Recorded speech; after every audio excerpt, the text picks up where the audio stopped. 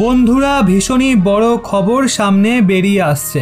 একটা নয় দুটো খবর আজ বেরিয়ে এসছে যা চীনের প্ল্যানকে ফেল করিয়ে দিয়েছে। আজ্ঞে হ্যাঁ বন্ধুরা, চীন চাইছিল ভারতের প্রজেক্ট ফেল হয়ে যাক, কিন্তু আজ যে খবর বেরিয়ে আসছে সামনে তাতে চীনের প্ল্যানই ফেল হয়ে গেছে। ব্যাপারটা বিস্তারিত আপনাদের বলছি, শেষ অবধি সঙ্গে থাকুন। তো বন্ধুরা সবার প্রথমে জেনে নিই এই খবর কি বিষয় নিয়ে বেরিয়েছে। বন্ধুরা এই খবর বেরিয়েছে ভারতের যুদ্ধ বিমানের প্রজেক্টের ব্যাপারে। আজ্ঞে হ্যাঁ বন্ধুরা, এই নিয়ে অনেক কিছু ঘটেছে, সমস্ত কিছুই বলছি, কিন্তু তার আগে আমি আপনাদের জানাতে চাই এখানে চীনের আমাদের প্রজেক্টকে বরবাদ করার কি প্ল্যানিং ছিল, এখানে চীন কি আশা নিয়ে বসেছিল। বন্ধুরা চীন এখানেই আশা নিয়ে বসেছিল যে ভারত খুব শীঘ্রই কোনো 5th জেনারেশন ফাইটার জেট কিনে নেবে, কারণ চীনও তার 5th জেনারেশনের যে ফাইটার জেট বানিয়েছে, যেটা চীনের হিসাবে 5th জেনারেশন, সেটা তারা এলএসিতে নামিয়েছিল। আর তারা এটা মনে করছিল ওনাদের যে জেট রয়েছে সেটাকে কাউন্টার করার জন্য ভারত একটা নতুন 5th জেনারেশন জেট কেনার জন্য সন্ধান শুরু করবে, যদিও ভারত এরকমটা করছেও। কিন্তু চীনের আগে থেকেই জানতো যে রাশিয়া রয়েছে তার বন্ধু, সে দ্রুত একটা নতুন স্টেলথ 5th জেনারেশনের ফাইটার জেট মার্কেটে নিয়ে আসছে। আর সদ্যই রাশিয়া নিজের সবচেয়ে নতুন সবচেয়ে অ্যাডভান্স 5th জেনারেশনের ফাইটার জেট চেকমেট বা সুখোই 75 লঞ্চ করেছে।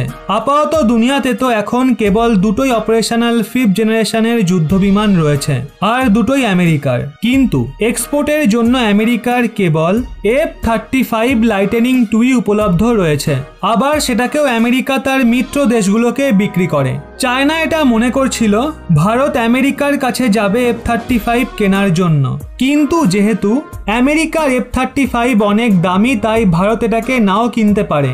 আর দ্বিতীয়ত ভারতের একটা সিঙ্গেল ইঞ্জিন ফাইটার জেটের প্রয়োজন ছিল, তাই যখন রাশিয়া তার সবচেয়ে অ্যাডভান্স নতুন যুদ্ধ বিমান চেকমেট লঞ্চ করে তখন চীন প্রচণ্ড খুশি হয়ে যায়।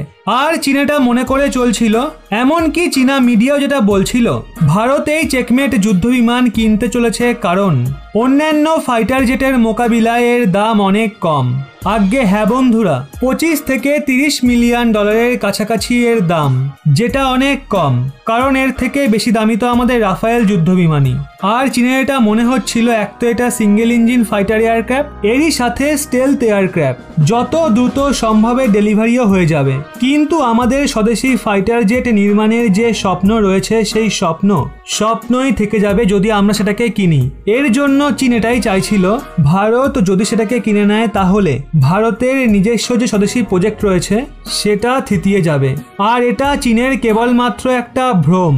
বন্ধুরা বড় খবরটা ডিআরডিও তরফ থেকে বেরিয়ে আসছে।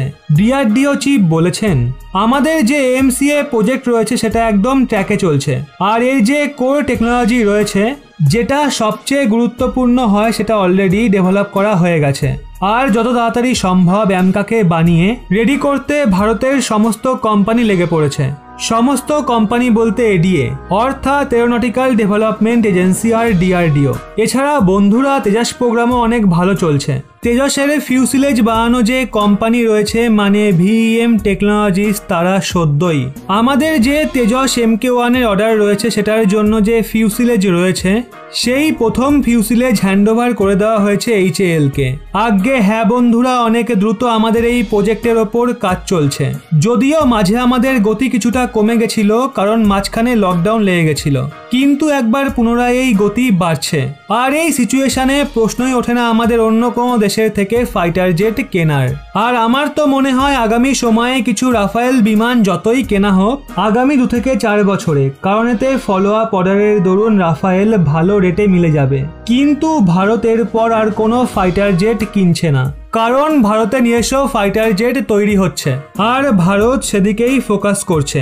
যেটা চীন চাইছিল ভারত অন্য দেশের থেকে ফাইটার জেট কিনে নিজের বাজেট খরচ করে ফেলুক আর ভারতের প্রজেক্ট ঢিলে হয়ে যাক, সেই প্ল্যানও চীনের ফেল হয়েছে।